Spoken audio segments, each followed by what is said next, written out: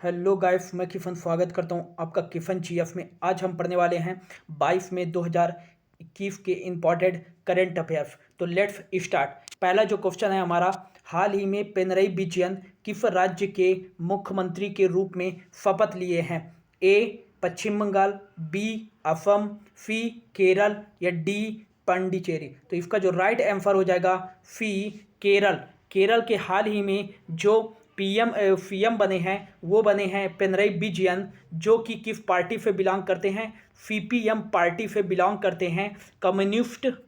Communist party of India और मार्क्सवादी party से ये बिलोंग करते हैं। पिनरई विजयन केरल के दूसरी बार सीएम बने हैं, लगातार दूसरी कार्यकाल, और इन्हें 140 टोटल चुनाव जो हुए थे वो 140 सीटों में हुए थे, और इनको जो सीटों में जीत मिली है वो 99 सीटों में इनको जीत मिली है। अगला बात करें केरल के बारे में, तो केरल के जो स्टैटिक फैक्ट हैं, तो केरल की जो स्थापना की गई थी वो 1 नवंबर 1956 को स्थापना की गई थी। और इसकी बाउंड्री फेयर की बात करें कि इसकी बाउंड्री किसके किसके साथ लगती है, तो केरल की जो पूर्वी सीमा लगती है, पूर्वी सीमा वो तमिलनाडु के साथ लगती है, तमिलनाडु के साथ लगती है। और केरल की जो सबसे उत्तरी सीमा लगती है वो कर्नाटक के साथ लगती है। और केरल का दक्षिणी सीमा भी तमिलनाडु के साथ लगती है। और केरल का जो पश्चिमी सीमा है वो अरब सागर में स्थित लक्षद्वीप सागर से लगती है। अगला बात करें केरल, तो केरल के जो सीएम हैं वो हैं हाल ही में बने हैं पिनरई विजयन, जो कि सीपीएम पार्टी से हैं, कम्युनिस्ट पार्टी ऑफ इंडिया। और जो केरल के गवर्नर हैं वो हैं आरिफ मोहम्मद खान। आरिफ मोहम्मद खान केरल के गवर्नर बने हैं। केरल की जो कैपिटल है, राजधानी है जो, वो तिरुवनंतपुरम है, तिरुवनंतपुरम है। और केरल का सबसे बड़ा शहर जो है वो भी तिरुवनंतपुरम है। अगला बात करें केरल की, तो केरल में जो विधानसभा की सीटें हैं वो 140 हैं। और यहाँ का जो विधानमंडल है वो एक सदनी है। केवल 6 राज्य ऐसे हैं भारत में जो दो सदनी, जिसमें विधान परिषद और विधानसभा दोनों हैं केरल के। और बात करें तो केरल का जो DLR नंबर है 142009 है। और 142009 DLR नंबर की बात करें, DLR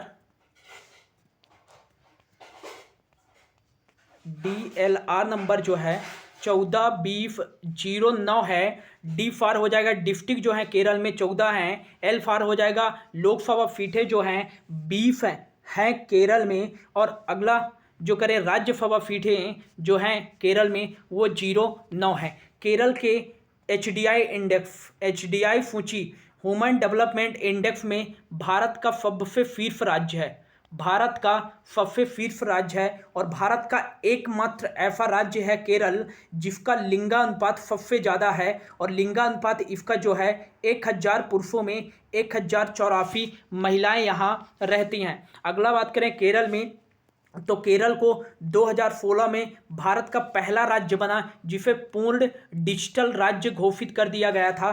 केरल ही भारत का, केरल की और बात करें तो केरल का जो लिटरेसी रेट है भारत में, केरल की साक्षरता दर है वो 96.5% है। और केरल को मात्र एक ऐसा राज्य है भारत का जिसे पूर्ण साक्षर राज्य घोषित कर दिया गया है। अगला बात करें केरल में मीडिया को एक्सपोजर करने वाला भारत का सबसे पहला राज्य है केरल। केरल में ही कुछ नदियां हैं। केरल में जो नदी है वो है सबसे बड़ी और पेरियार नदी केरल की सबसे बड़ी और लंबी नदी है पेरियार नदी। और पेरियार नदी पर ही है Mullaperiyar dam and Idukki dam है। इडुक्की डैम मोस्ट इंपॉर्टेंट है, पूछा जाता है कि इडुक्की डैम कहाँ स्थित है, ये केरल में है, पेरियार नदी पर है। अगला जो है केरल में वो है भारतपुजा नदी। भारतपुजा नदी है केरल में, और यह केरल की दूसरी सबसे बड़ी नदी है। अगला जो नदी है केरल में वो है पंबा नदी, मोस्ट इंपॉर्टेंट, चूंकि पंबा नदी को नीला दक्षिणी भागीरथी नदी भी कहा जाता है, दक्षिणी भागीरथी नदी भी कहा जाता है। और सबरीमाला टेम्पल मोस्ट इम्पॉर्टेंट, अभी चर्चा में था, सबरीमाला जो टेम्पल है वो कहाँ स्थित है, वो पंबा नदी के तट पर भी स्थित है। अगला जो है केरल में बात करें तो केरल को 3000 ईसा पूर्व, केरल में 3000 ईसा पूर्व काफ़ी मात्रा में मसाला उत्पादित किया जाता था, इसलिए इसे मसालों का बगीचा या मसालों का उद्यान कहा जाता है। केरल का एक शहर है या एक बंदरगाह है, कोच्चि बंदरगाह है, जिसे यहाँ भारत का पहला शिपमेंट यार्ड है, भारत का पहला यह बंदरगाह है जिसमें शिपमेंट यार्ड है। और केरल इसे ही, कोच्चि बंदरगाह को ही अरब सागर की रानी के नाम से जाना जाता है। अगला बात करें केरल की तो केरल में ही है कुछ नेशनल पार्क हैं। एराविकुलम नेशनल पार्क जो है ये केरल का सबसे पहला नेशनल पार्क है। और मैथीकेतन फोला नेशनल पार्क है। पंपाडम फोला नेशनल पार्क जो है वो केरल में ही स्थित है। अगला जो बात करें हम अपने नेशनल पार्क की वो है अनाईमुदीफोला नेशनल पार्क, और जो लास्ट है वो साइलेंट वैली नेशनल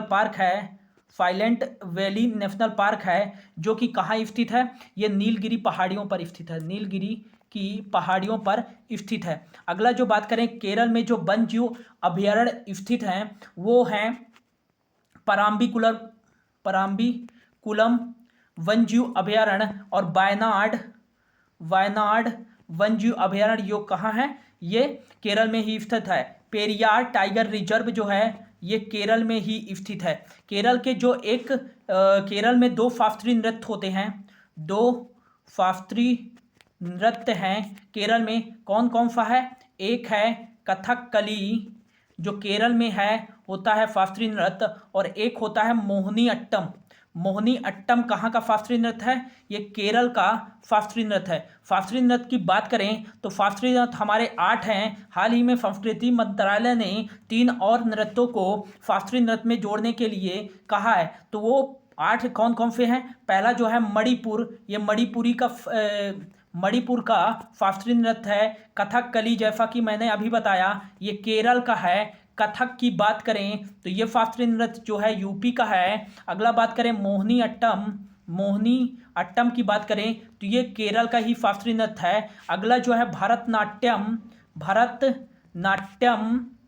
ये जो है तमिलनाडु का है। अगला बात करें कुचिपुड़ी जो डांस शास्त्रीय नृत्य है ये आंध्र प्रदेश का है। अगला बात करें कि सत्रिया जो शास्त्रीय नृत्य है ये असम का है। अगला जो बात करें उड़ीसी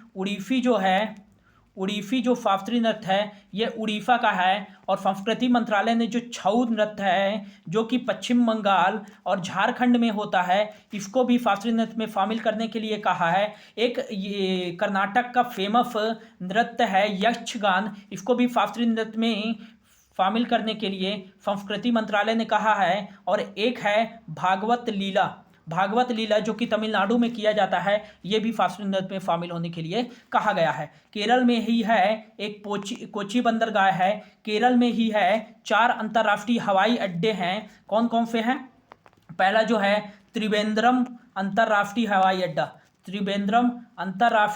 हवाई अड्डा ये केरल में ही स्थित है। और एक है कोचीन अंतर्राष्ट्रीय हवाई अड्डा। तीसरा जो है कालीकट अंतर्राष्ट्रीय हवाई अड्डा, कालीकट अंतर्राष्ट्रीय हवाई अड्डा है। और जो चौथा यहाँ का अंतर्राष्ट्रीय हवाई अड्डा है वो कुन्नूर अंतर्राष्ट्रीय हवाई अड्डा है। एक फेमस जो अंतर्राष्ट्रीय हवाई अड्डा है वो है कोचीन अंतर्राष्ट्रीय हवाई अड्डा। कोचीन अंतर्राष्ट्रीय हवाई अड्डा, यह कोचीन अंतर्राष्ट्रीय हवाई अड्डा जो है ये केरल का सबसे व्यस्त अंतर्राष्ट्रीय हवाई अड्डा है, सबसे व्यस्त अंतर्राष्ट्रीय हवाई अड्डा है। और जो मोस्ट इम्पॉर्टेंट फैक्ट है यहाँ पे कि दुनिया का पहला पूर्ण रूप से सौर ऊर्जा से संचालित पहला अंतर्राष्ट्रीय है। और इस अंतर्राष्ट्रीय हवाई अड्डे को चैंपियन ऑफ द अर्थ पुरस्कार से भी पुरस्कृत किया जा चुका है। यूनाइटेड नेशन के द्वारा इसे सर्वोच्च पर्यावरण का पुरस्कार भी दिया गया है कोचीन अंतर्राष्ट्रीय हवाई अड्डे को। और कोचीन अंतर्राष्ट्रीय हवाई अड्डा भारत के निजी कंपनी लिमिटेड के रूप में शामिल होने वाला भारत का पहला अंतर्राष्ट्रीय हवाई अड्डा बन गया। इससे एक मोस्ट फैक्ट याद रखिएगा दोस्तों, ये दुनिया का पहला अंतर्राष्ट्रीय हवाई अड्डा है जो पूर्ण रूप से सौर से संचालित है, कोचीन अंतर्राष्ट्रीय हवाई अड्डा। केरल की और बात करें तो केरल के एक फेमस पर्सनालिटी थे पीटी उषा। इनका जन्म केरल में हुआ था और केरल से थे। और अपने व्यक्तिगत ट्रैक के मुकाबले ओलंपिक के फाइनल तक पहुंचने वाली भारत की पहली महिला जो हैं पीटी उषा हैं। पीटी उषा की बात करें तो इन्हें गोल्डन गर्ल्फ भी कहा जाता है और इन्हें पयक्कल एक्सप्रेस के नाम से भी जाना जाता है। और पीटी उषा जी को ही 1985 में पद्मश्री पुरस्कार से नवाजा गया। और एक जो फेमस व्यक्ति थे यहाँ के वो थे जिमी जॉर्ज जो हैं वो भारत के सबसे फेमस वॉलीबॉल के खिलाड़ी थे। और जिमी जॉर्ज मात्र 21 साल की उम्र में अर्जुन पुरस्कार प्राप्त करने वाले भारत के वॉलीबॉल के सबसे कम उम्र के खिलाड़ी बन गए थे। अगला जो है केरल में ही है एक अनाईमुडी पर्वत चोटी जो कि दक्षिण भारत की सबसे ऊंची चोटी है। और इसकी जो ऊंचाई है 2695 किलोमीटर है। और इसे दक्षिण भारत का एवरेस्ट भी कहा जाता है अनाईमुडी चोटी को। केरल में ही एक पनप्पल झील है जिसमें नेहरू ट्रॉफी आयोजित की जाती है। नेहरू ट्रॉफी एक नौका दौड़ है, उसी में नेहरू ट्रॉफी आयोजित की जाती है। और स्नैक बोट यहाँ का फेमस एक फेस्टिवल है जो कि नेहरू ट्रॉफी के जैसे ही नौका दौड़ है और इसमें सभी गांव के नाव हिस्से लेते हैं। अगला बात करें केरल का जो फेमस त्यौहार है वो ओणम त्यौहार है। मोस्ट इम्पॉर्टेंट, ओणम त्यौहार कहाँ बनाया जाता है? केरल में बनाया जाता है और ये फसल उत्सव है। तो ये था दोस्तों केरल से संबंधित कुछ इंपॉर्टेंट फैक्ट। होप आपको अच्छा लगा होगा। प्लीज़ यदि अच्छा लगा तो like and subscribe and share जरूर कर दें। अगला जो क्वेश्चन है, हाल ही में सिंथेटिक कैनाबिनॉइड्स पदार्थ को बैन करने वाला दुनिया का पहला देश कौन बन गया है? तो ए भारत, बी ऑस्ट्रेलिया, सी चीन या डी इनमें से कोई नहीं। तो इसका जो राइट आंसर हो जाएगा चीन। भारत दुनिया का एकमात्र ऐसा देश बन गया है जो सिंथेटिक कैनाबिनॉइड्स को बैन कर दिया है। सिंथेटिक कैनाबिनॉइड्स क्या होता है दोस्तों? ये जो कैफीन होता है, नशीली पदार्थ होती हैं, तो ये मानव निर्मित विषैला पदार्थ होता है जो मानव दिमाग को काफ़ी प्रभावित करता है। कैफीन की जगह ये कृत्रिम रूप से लैब में बनाया जाता है सिंथेटिक कैनाबिनॉइड्स। अगला जो क्वेश्चन है, बात करें चीन की, तो चीन की जो कैपिटल है वो बीजिंग है। और हिम विजय नामक एक्सरसाइज जो होता है वो होता है हैंड इन हैंड एक्सरसाइज भारतीय सेना और चीन सेना के बीच में होता है। चीन की कैपिटल बीजिंग है और चीन के जो राष्ट्रपति हैं वहाँ के शी जिनपिंग है और चीन की जो मुद्रा चलती है करेंसी वो रेनमिनबी चलती है,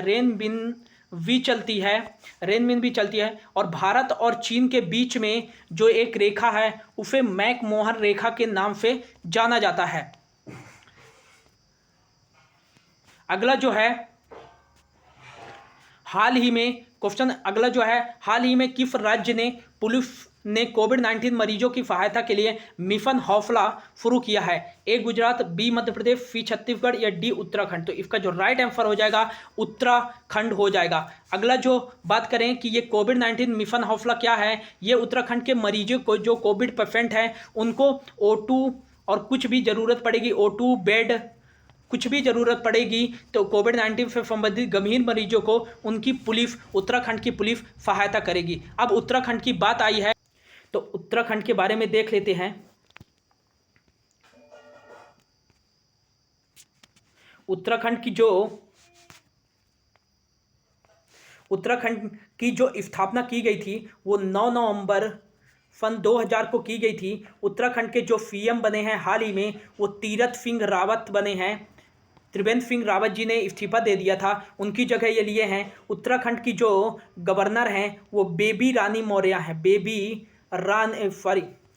रानी मौर्य हैं जी, बेबी रानी मौर्य हैं। और उत्तराखंड की सीमा की बात करें तो उत्तराखंड को देवभूमि के नाम से जाना जाता है और उत्तराखंड की सीमा जो पूर्वी सीमा लगती है वो नेपाल के साथ लगती है। इसकी जो उत्तरी सीमा लगती है वो चीन और तिब्बत के साथ लगती है और इसका जो दक्षिणी सीमा लगती है वो उत्तर प्रदेश के साथ लगती है और इसका जो पश्चिमी बिंदु सीमा लगती है उत्तराखंड की वो हिमाचल प्रदेश के साथ लगती है। उत्तराखंड के बारे में और बात करें तो उत्तराखंड का जो विधानसभा की सीटें हैं वो विधानसभा की सीटें 70 हैं। उत्तराखंड का जो DLR नंबर है वो है 130503 है, मतलब डिस्ट्रिक्ट 13 हैं, 05 मतलब लोकसभा सीटें 5 है और राज्यसभा सीटें जो हैं उत्तराखंड में वो 3 हैं। उत्तराखंड में बात करें तो उत्तराखंड का उच्च राजधानी जो है शीतकालीन राजधानी वो देहरादून है। उत्तराखंड की ग्रीष्मकालीन राजधानी जो है वो है गैरसैंण, 2020 में बनाई गई थी गैरसैंण। और इसकी जो न्यायिक राजधानी है वो नैनीताल है। उत्तराखंड के जो उच्च न्यायालय है वो नैनीताल में है, जिसके मुख्य न्यायाधीश राघवेंद्र सिंह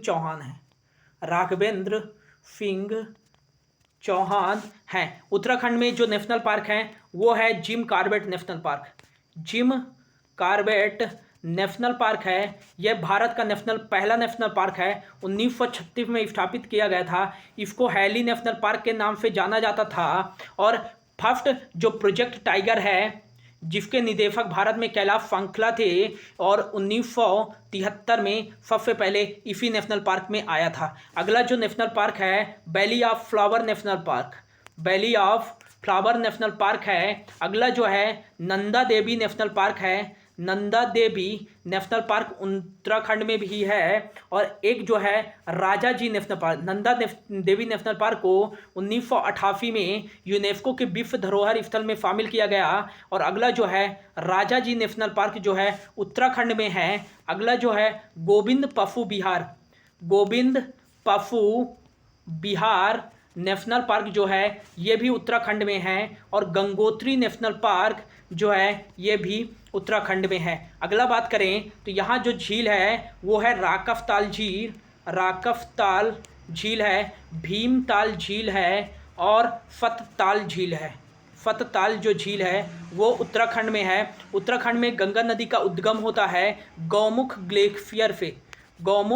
ग्लेशियर से होता है गंगा नदी का उद्गम। और उत्तराखंड में ही भारत का सबसे ऊंचा बांध टिहरी बांध है जो कि भागीरथी नदी पर बनाया गया है। ये था दोस्तों कुछ इंपॉर्टेंट फैक्ट। और हाल ही में उत्तराखंड के सुंदरलाल बहुगुणा जी का निधन हो गया था, जो कि एक पर्यावरणविद थे।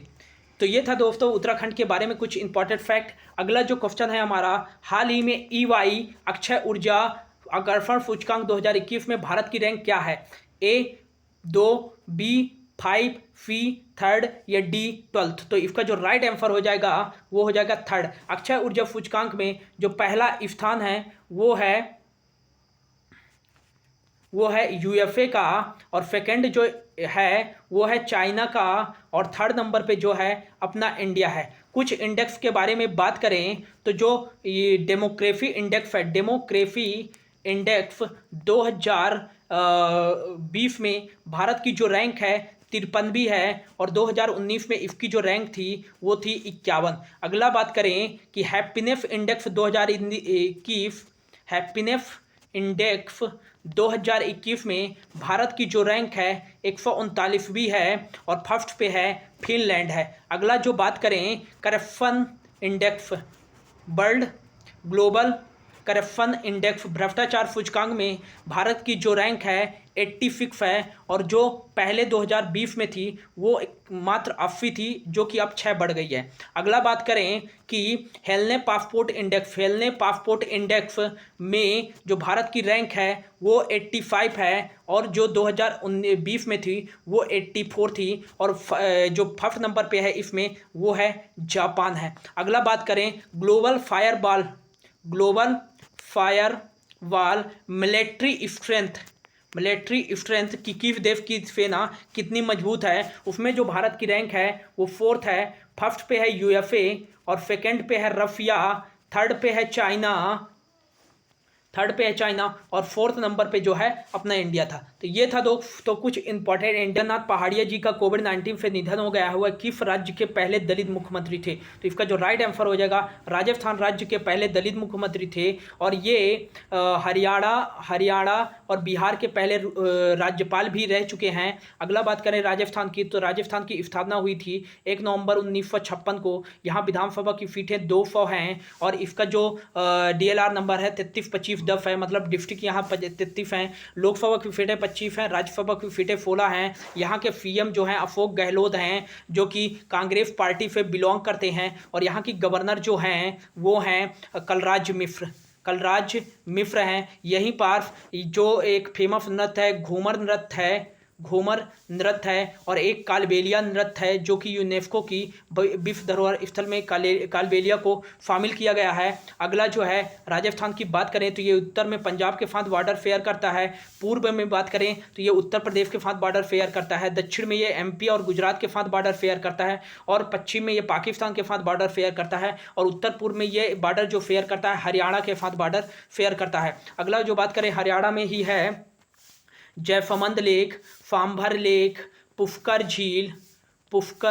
झील है, और यहाँ पाफी है, और निक्की झील है। सांभर झील से भारत में 8% नमक का उत्पादन खारे पानी की झील है, यहीं से किया जाता है। अगला बात करें कि विश्व विख्यात दिलवाड़ा जैन मंदिर जो है, दिलवाड़ा जैन मंदिर वो है राजस्थान में ही स्थित है, ये जैन धर्म को समर्पित है। अगला बात करें आरावली पर्वत श्रृंखला जो है वो राजस्थान में है, जिसकी सबसे ऊंची चोटी गुरु शिखर है, जो कि माउंट आबू में स्थित है। राजस्थान में ही है केवलादेव नेशनल पार्क, घाना पक्षी अभयारण्य और desert national park, mount Abu national park, ये सभी जो हैं नेशनल पार्क वो राजस्थान में स्थित हैं।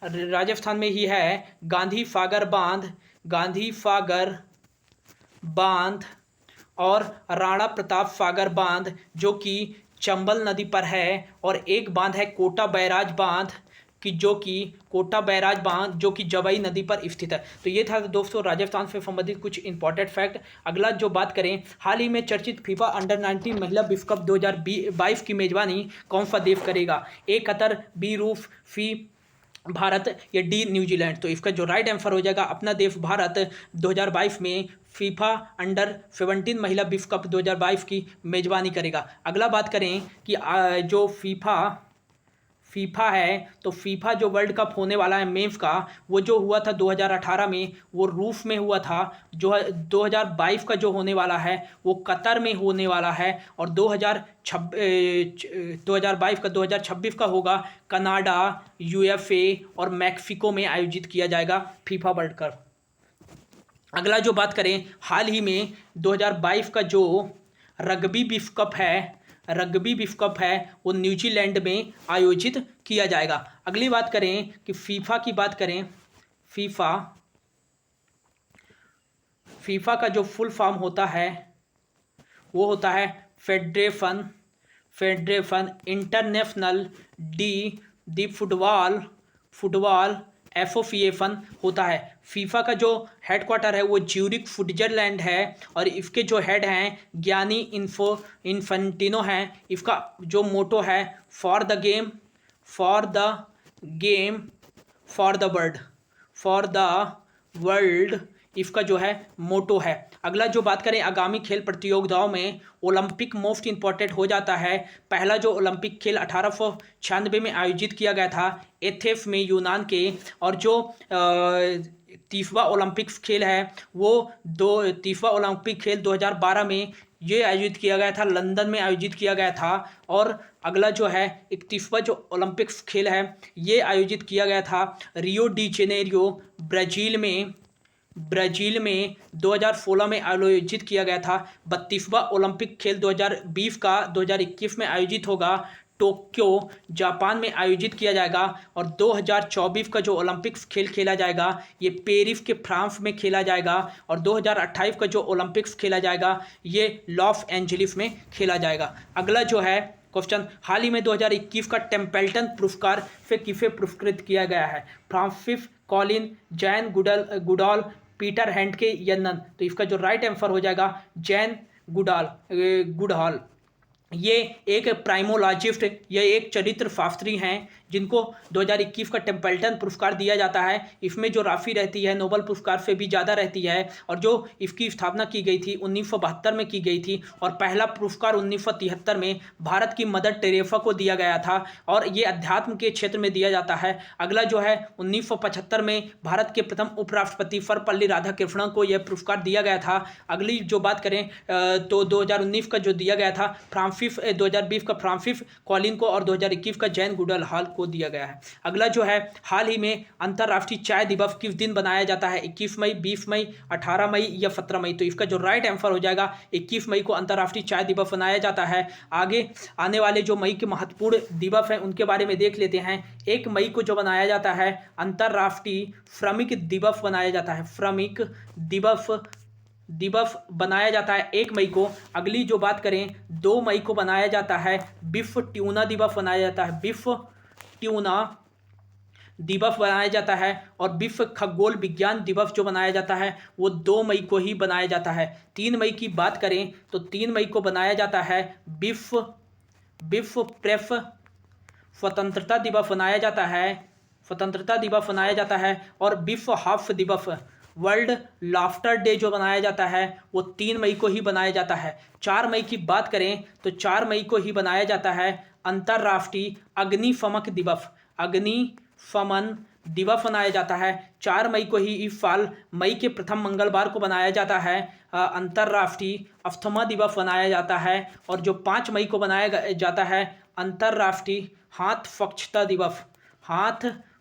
दिवस 5 मई को बनाया जाता है। 7 मई को बनाया जाता है विश्व एथलीट दिवस बनाया जाता है। अगला जो है 8 मई को बनाया जाता है विश्व रेड क्रॉस दिवस, मोस्ट इम्पॉर्टेंट विश्व रेड क्रॉस दिवस बनाया जाता है। और विश्व थैलेसीमिया दिवस भी 8 मई को बनाया जाता है। 9 मई को ही बनाया जाता है विश्व 9 मई को विश्व प्रवासी पक्षी दिवस बनाया जाता है, प्रवासी पक्षी दिवस बनाया जाता है। और 11 मई को राष्ट्रीय प्रौद्योगिकी दिवस, 12 मई को जो बनाया जाता है 12 मई को वो अंतर्राष्ट्रीय नर्स दिवस बनाया जाता है। और 15 मई को विश्व परिवार दिवस परिवार दिवस 15 मई को बनाया जाता है। अगला जो बात करें कि 16 मई को जो बनाया जाता है राष्ट्रीय डेंगू दिवस बनाया जाता है, राष्ट्रीय डेंगू दिवस बनाया जाता है। 17 मई को 3 दिवस बनाए जाते हैं। पहला विश्व दूरसंचार दिवस बनाया जाता है, विश्व दूरसंचार दिवस मनाया जाता है। 17 मई को ही विश्व उच्च रक्तचाप दिवस मनाया जाता है। 17 मई को विश्व उच्च रक्तचाप दिवस मनाया जाता है। 17 मई को ही विश्व एड्स वैक्सीन दिवस मनाया जाता है। 18 मई की बात करें तो अंतर्राष्ट्रीय संग्रहालय दिवस जो बनाया जाता है वो 18 मई को बनाया जाता है। 20 मई को बात करें तो 20 मई को ही विश्व मधुमक्खी दिवस, 20 मई को जो बनाया जाता है वो विश्व मधुमक्खी दिवस और अंतर्राष्ट्रीय मेट्रोलॉजी दिवस मनाया जाता है। अंतर्राष्ट्रीय मेट्रोलॉजी जो दिवस मनाया जाता है वो बनाया जाता है 20 मई को। हाल ही में 21 मई को जो बनाया जाता है वो चाय दिवस मनाया जाता है, चाय दिवस, अंतर्राष्ट्रीय चाय दिवस और आतंकवाद के विरोध विश्व दिवस मनाया जाता है। अगला जो क्वेश्चन है हमारा वो है 9वां नंबर, हाल ही में सुंदरलाल बहुगुणा का कोविड-19 के दौरान निधन हो गया है, वह किस क्षेत्र से संबंधित थे? ए संगीतकार, बी पर्यावरण और सी राजनीतिज्ञ और डी लेखक। तो इसका जो राइट आंसर है पर्यावरण, वो पर्यावरण से संबंधित है और चिपको आंदोलन के जो जनक कहे जाते हैं, चिपको आंदोलन शुरू किया था वो सुंदरलाल बहुगुणा ने ही इस आंदोलन को सही से निर्देशित किए थे।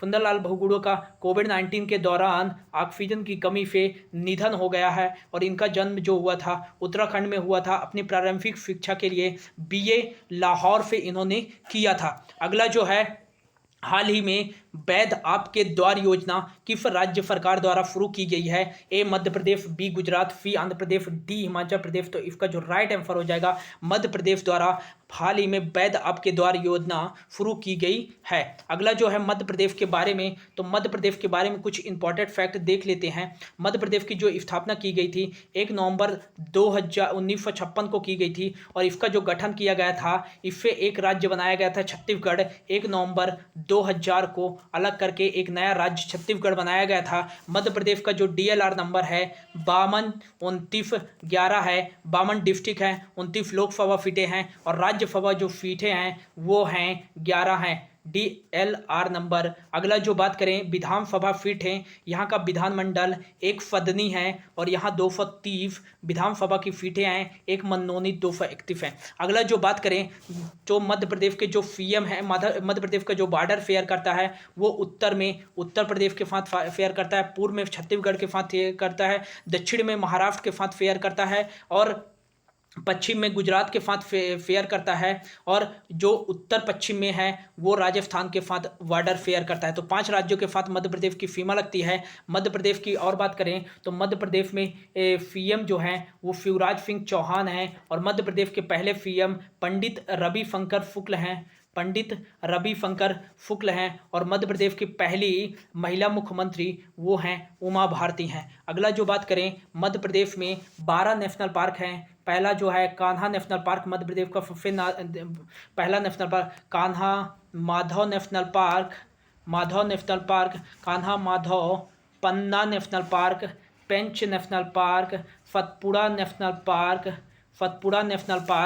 सतपुड़ा संजय नेशनल पार्क जो कि सीधे जिले में है। Kanha Madhav, Panna, Pench, Satpura, Sanjay. Fossil national park Madhya Pradesh का सबसे छोटा national park, Ghughua national park भी बोलते हैं। डायनापुर नेशनल पार्क जो है, डायनापुर नेशनल पार्क MP में ही है। और बात करें ओमकारेश्वर नेशनल पार्क जो है वो MP के खंडवा जिले में है। अगला बात करें कूनो नेशनल पार्क, सबसे नया नेशनल पार्क जो बना है वो है श्योपुर जिले में स्थित है। एक है वन विहार नेशनल पार्क जो है ये भोपाल में स्थित है। भारत का सबसे बड़ा वन्यजीव अभयारण्य नौरादेही वन्यजीव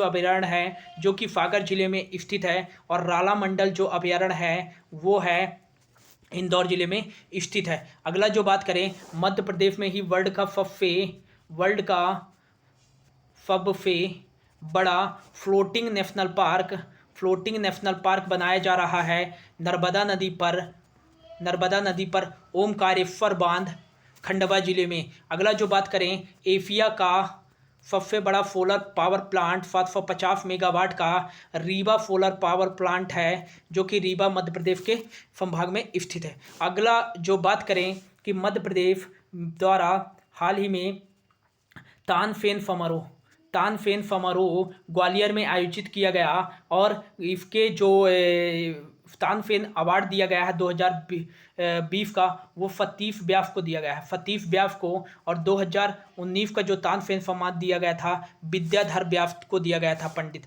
अगला जो बात करें, तानसेन में ही एक लोकरंग महोत्सव बनाया जाता है जो कि भोपाल में बनाया जाता है। एक कालिदास समारोह जो होता है वो उज्जैन में होता है, मध्य प्रदेश का। एक 12 वर्ष में प्रति वर्ष जो मेला लगता है वो लगता है महाकालेश्वर जो मंदिर है वो उज्जैन में है, जो कि क्षिप्रा नदी के तट पर स्थित है।